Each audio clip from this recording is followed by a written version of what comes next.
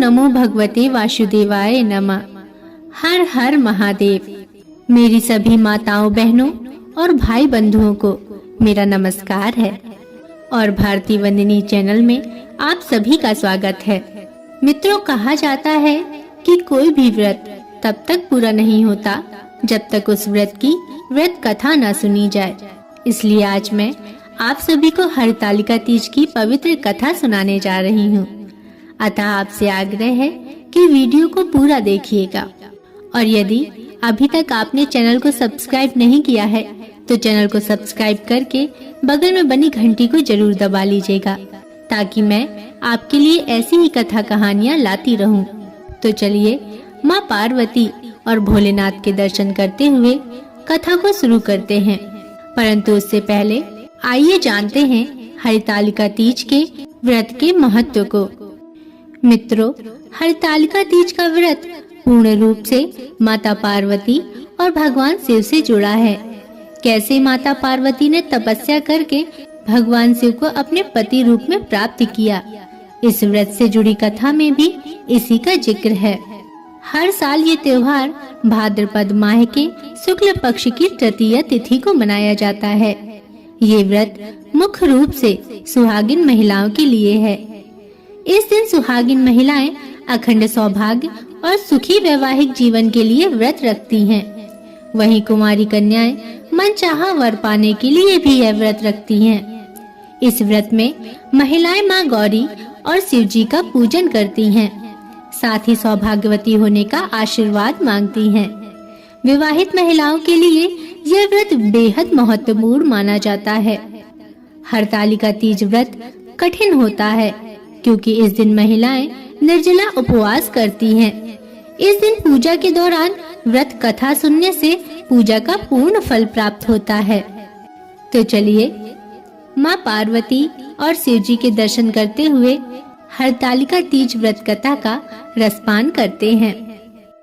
भक्तों, ऐसा कहते हैं कि इस व्रत के महात्मा की कथा भगवान शिव ने पार्वती जी को उनके पूर्व जन्म का स्मरण करवाने के मकसद से कही थी, जो इस प्रकार है। शिव जी बोले, हे गौरी, पर्वतराज हिमालय पर गंगा के तट पर तुमने अपनी बाल्यावस्था में अधोमुखी होकर घोर तप किया था। इस अवधि में तुमने अन्न न खाकर केवल हवा का ही सेवन किया था। इतनी बड़ी अवधि तुमने सूखे पत्ते चबाकर काटी थी। माघ की शीतलता में तुमने निरंतर जल में प्रवेश कर तप किया था। बैसाख की जला देने वाली गर्मी में पंचाग्नि से शरीर को तपाया था। श्रावण की मूसलाधार वर्षा में खुले आसमान के नीचे बिना अन्न जल ग्रहण किए तुमने यह तप किया था। तुम्हारी इस कष्टदायक तपस्या को देखकर तुम्हारे पिता बहुत दुखी हुए और नाराज भी थे। तब एक दिन तुम्हारी तपस्या और पिता की नाराजगी को देखकर नारद जी तुम्हारे घर पधारे। तुम्हारे पिता ने नारद जी का उचित सम्मान किया और उनसे उनके आने का कारण पूछा। तब नारद जी बोले, हे गिरिराज, मुझे भगवान विष्णु ने यहाँ भेजा है और मैं उन्हीं के भेजने पर यहाँ आया हूँ। आपकी कन्या की घोर तपस्या से विष्णु भगवान बहुत प्रसन्न हुए हैं और वह उससे विवाह करना चाहते हैं। इस बारे में मैं आपकी राय जानना चाहता हूँ।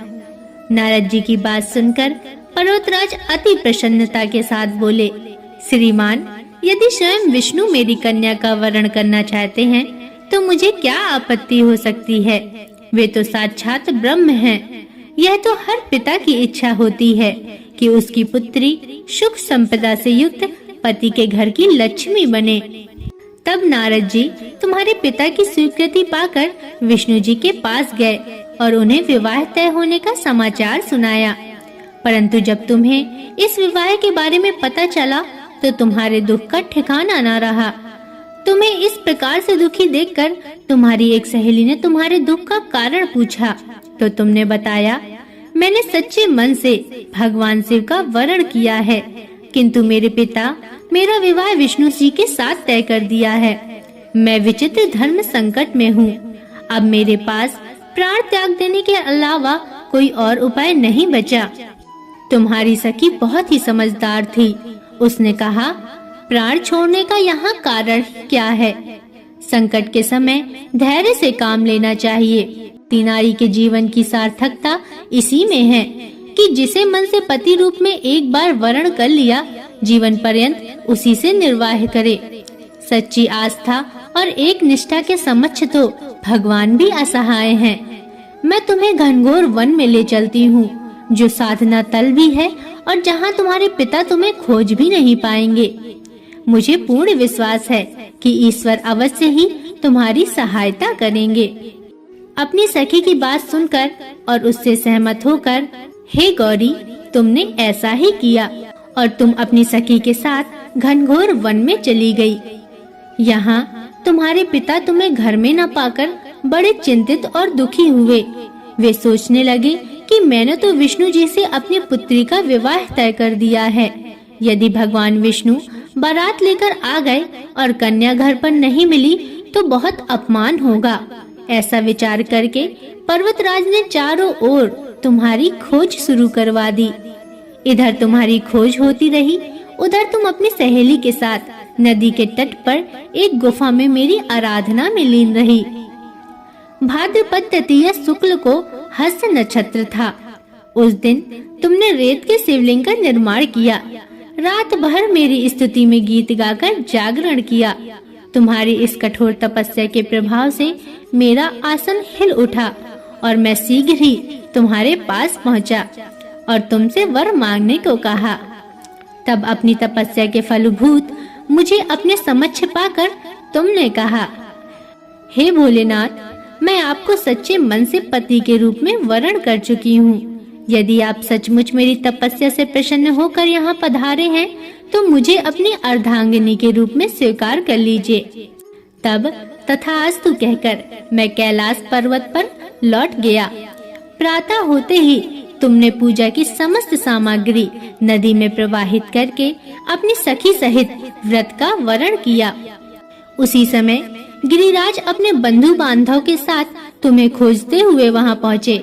तुम्हारी दशा देखकर वे अत्यंत दुखी हुए और तुम्हारी इस कठोर तपस्या का कारण पूछा। तब तुमने कहा, पिताजी, मैंने अपने जीवन का अधिकांश वक्त कठोर तपस्या में बिताया है। मेरी इस तपस्या के केवल उद्देश्य महादेव जी को पति रूप में प्राप्त करना था। आज मैं अपनी तपस्या की कसौटी पर खरी उतर चुकी हूँ। क्योंकि आप मेरा विवाह विष्णु जी से करने का निश्चय कर चुके थे, इसलिए मैं अपने आराध्य की तलाश में घर से चली गई। अब मैं आपके साथ घर इसी शर्त पर चलूंगी कि आप मेरा विवाह महादेव जी के साथ ही करेंगे। पर्वतराज ने तुम्हारी इच्छा स्वीकार कर ली और तुम्हें घर वापस ले आए। कुछ समय बाद उन्होंने पूरे विधि विधान के साथ हमारा विवाह किया। भगवान शिव ने आगे कहा, हे पार्वती, भाद्रपद की शुक्ल तृतीया को तुमने मेरी आराधना करके जो व्रत किया था, उसी के परिणाम स्वरूप हम दोनों का विवाह संभव हो सका। इस व्रत का महत्व यह है कि मैं इस व्रत की पूर्ण निष्ठा से करने वाली प्रत्येक स्त्री को मनोवांछित फल देता हूँ। इस व्रत को हरितालिका इसलिए कहा जाता है क्योंकि पार्वती की सखी उन्हें पिता और प्रदेश से हर कर जंगल में ले गई थी। हरत अर्थात हरण। हरत का अर्थ है हरण करना और आलिका का अर्थ है सखी। अतः इस व्रत का नाम हरितालिका व्रत पड़ा। भगवान शिव ने पार्वती जी से कहा कि इस व्रत को जो भी स्त्री पूर्ण श्रद्धा से करेगी, उसे तुम्हारी तरह अचल सुहाग प्राप्त होगा। भक्तों, मान्यता है कि इस व्रत को करने वाली स्त्रियां पार्वती जी के समान ही सुख पूर्वक पति रमण करके शिवलोक को जाती हैं। सौभाग्यवती स्त्रियां अपने सुहाग को अखंड बनाए रखने और अविवाहित युवतियां मन मुताबिक वर पाने के लिए हरितालिका तीज का व्रत करती हैं।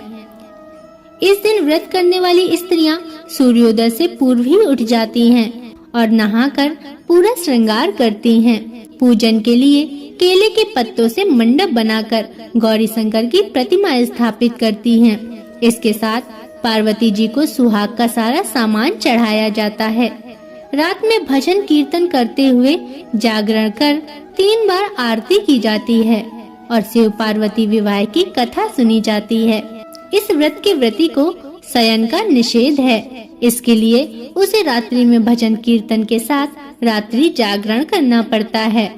प्रातः काल स्नान करने के पश्चात श्रद्धा एवं भक्ति पूर्वक किसी सुपात्र सुहागिन महिला को श्रृंगार सामग्री, वस्त्र, खाद्य सामग्री, फल, मिष्ठान एवं यथाशक्ति आभूषण का दान करना चाहिए।